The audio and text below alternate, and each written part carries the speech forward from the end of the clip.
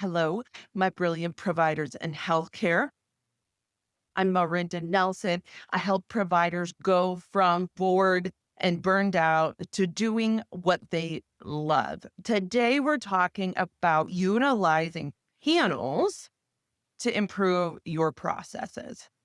So, one of the things that I talk about with going from bored and burned out to doing what you love is realizing what you love. I define burnout as having to not care about things that you deeply care about. So, one of the first steps to break that cycle is to identify what it is that you deeply care about that you feel like you're having to not care about in your current circumstances. Realizing what you're having to not care about is a great start, but also being able to identify what it is that you do deeply care about and what it is that you want this dream practice to feel like. What is the moment through your day that truly brings you this, yes, we've done it. This is why we're providers type of moments? In developing a practice that you love, you're going to go toward a feeling sense. The who and the what may change, but keeping this feeling sense, keeping this front and center is what's going to continue to help the practice evolve with the times and pivot as necessary. It's what's going to keep you growing and expanding, keeping that feeling sense front and center is what's going to allow you to empower and unify your team toward that common goal. Now, I see so many people get really complicated with this. They have these long, elaborate mission statements and 5 values that keep it simple. I've been obsessed with the yellow banana baseball team leader lately. Talk about doing something unique and something authentic. They're in it for the fans. What do the fans want? Their goal is to have 1 billion fans. What's a way that you can help that be a concise and clear vision? Now, I help my clients do this, but really focusing on what you can do to simplify that. Now, I have trainings on that. I can send them to you. Really trying to simplify that vision. Okay. So that you have a common goal for these panels that we're talking about today. Okay. I know I went way out in left field, baseball, and then I'm bringing it back. But we're talking today about utilizing these panels to improve your processes. Now, I speak about going from bored and burned out to doing what you love. And in doing that, you're going to become a leader. Okay. And for some people, this sounds like a heavy and a stressful responsibility, but it doesn't need to be. It can be this fun and fulfilling goal when we utilize these teams, when we utilize these panels, and when we have this common goal. Hey, guys, this is where we're going. Come along. It doesn't have to be this stressful, heavy, top down, rigid thing. That's definitely not the type of leadership that I teach. That's old school. That's old era. We're not doing that anymore. Nobody wants that. It doesn't work. Nobody likes that. Okay. You don't want to be that leader. Like, that's just not where you're headed with this thing. Hey, guys, this is what we're doing. Come along or don't. Right. The sixth arc of leadership is to redirect away what's not for you.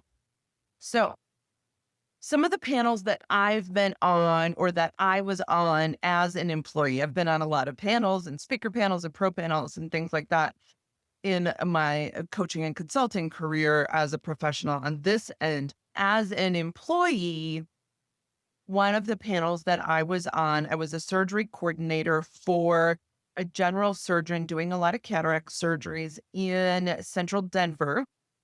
This was a time when LASIK was just starting to get to be really popular, and people were starting to have higher expectations of their outcomes with cataract surgery. No longer were we just getting rid of the cataract, but we also would have conversations about their desired visual goals after their surgery.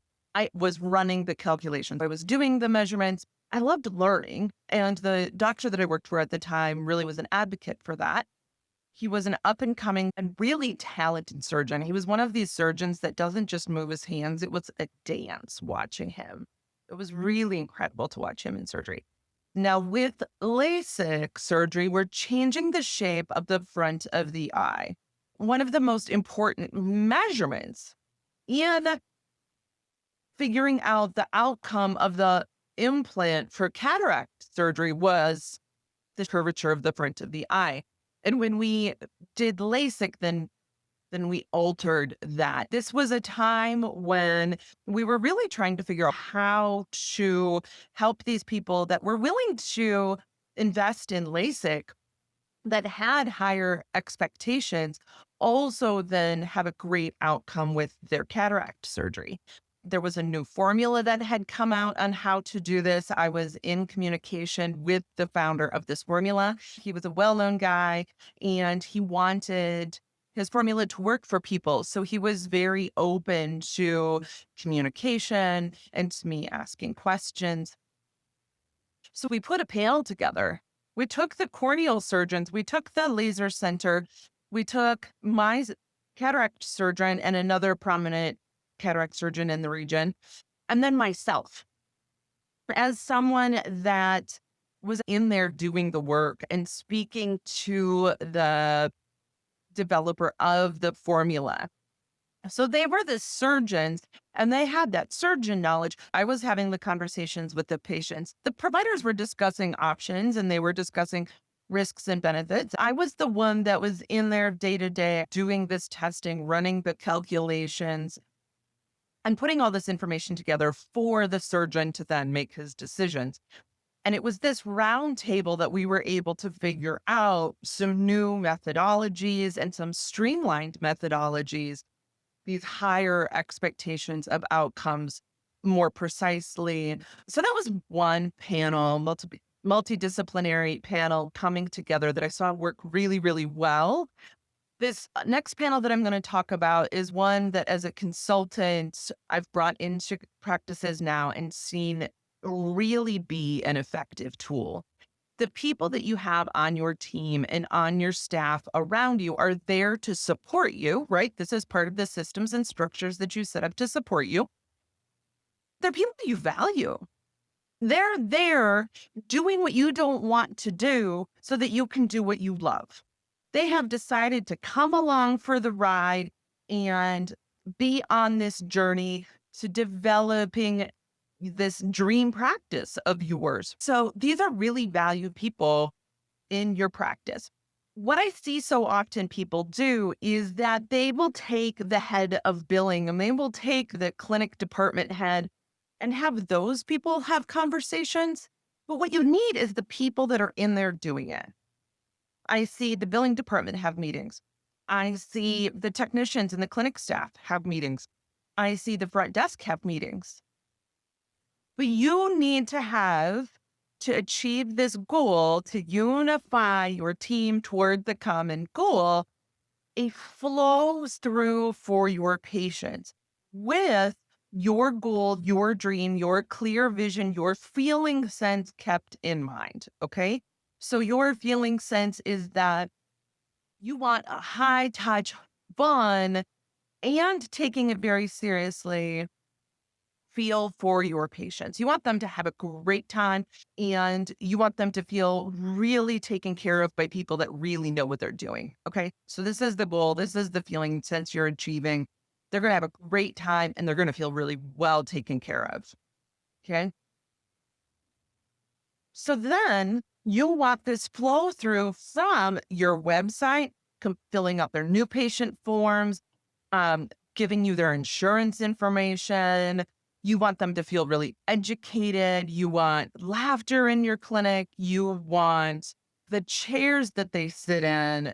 Everything in your clinic is going to be curated towards this experience. Okay. When they see the technicians, or their MAs or your nurses, when they see you, your scribe, and then your billing is going to be really straightforward, right? Because the money people are willing to pay for sure for the experience that they're looking for. You curate this experience all the way through. I see so many practices miss on billing and on coding huge opportunities in financial flow for the practice. The appointment type needs to match what the chief complaint is that the person that, oh my gosh, rooms the patient. There's a word I want.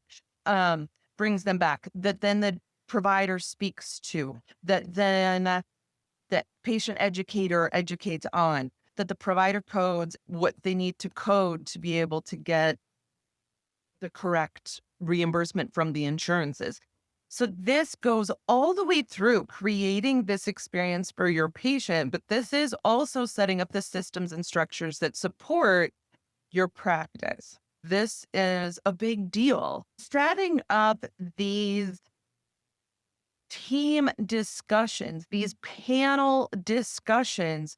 Hey guys, I'm seeing this happen with the billing. Let's talk about this on the front end and how can this flow through the technicians more and how can this flow through the billing staff cleaner and how can prior authorization happen this way more readily and how yes there's insurance drama and yes there's whatever, but what of that can be kept from the patients to keep this feeling sense, to keep this goal going, that they're having a great time and they feel really well taken care of. Do you see what I'm saying? We bring this all the way through. It can't be the people that are in charge of it. We want the people that are actively doing it on the ground. You want your level one biller, ARAP, people coming together to say, hey, they're paying this. Let's make sure we're documenting it. Let's make sure we're setting up the appointments. Let's make sure that the scribe knows to communicate with the patient educator all the way through, right? Have this flow through, then improve your processes. Here's the other thing I see happening. Your employees, your staff members, your team members that have the longevity. Okay. I'm talking your team members that have been there 5 years, 15 years, 25 years, right? A lot of these small town practices have these people that have been there since the beginning. Here's the thing. They are still doing processes that don't serve your practice, or they don't want to cost you any money. So they haven't done the system upgrade for this one software program they're using. So they're doing this workaround to go to this other one and then convert it and then come back and do this thing. So then there's this copying and pasting and this uploading and this downloading and this.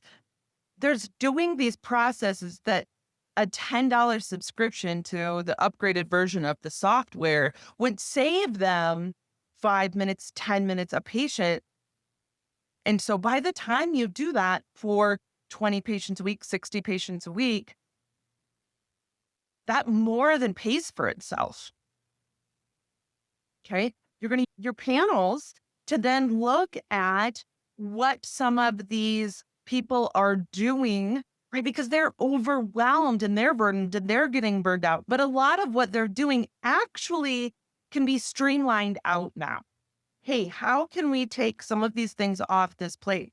Hey, is this process really necessary? Look at what they're doing and evaluate, hey, what of this can we streamline out? What of this can be made more efficient? What of this are they doing that's not really their job? They just took it on because they've been here and they could, right? We want them using their gifts and their skills to move us towards our goals. This really brings that team together and helps them feel unified and empowered toward that common goal. And when we get this momentum all going towards that goal, man, these goals happen so fast. To get these people together and talking together and really feeling like they've informed the decision. Great leaders are inclusive of their teams, and they're having a lot more fun doing it. Utilizing interdisciplinary panels, talking to orthopedic surgeons, talking to the physical therapist, talking to the occupational therapist, talking to insurance coordinators, having your three billing people talk together. Hey, what are you finding? What are you getting these together? This is going to create a referral network for you. Utilizing these panels to improve processes, yes, in your clinic, yes, interdepartment, but also in your region. Get known as a thought leader, get known for doing what you love, get known for wanting patients to have a great time and feel really well taken care of, and be talking about this and coordinating these panels and sitting on these panels and being involved in these panels, right? Yes, I talk about having your first line staff having a panel and being empowered to make changes, but you go as the provider, let them speak without you, right? And then come in, hey, what are you guys thinking? And then, awesome, that's great. And I'm hearing this. How can we incorporate this more? That's awesome. And let's really keep this in mind. Cool. But let them have those conversations among them to improve that process flow. This is a tool, a set of conversations that is readily at your disposal. This is one of the most efficient, inclusive, empowering and unifying your team ways that I have found to really do these process improvements and this flow improvement and really improve this momentum toward that common goal. Okay? It's possible to have the practice you dream of that gets to be fun and fulfilling, that gets to be prosperous and profitable, that gets to be authentically you. You get to develop and have your dream practice. We'll see you soon. Be brilliant.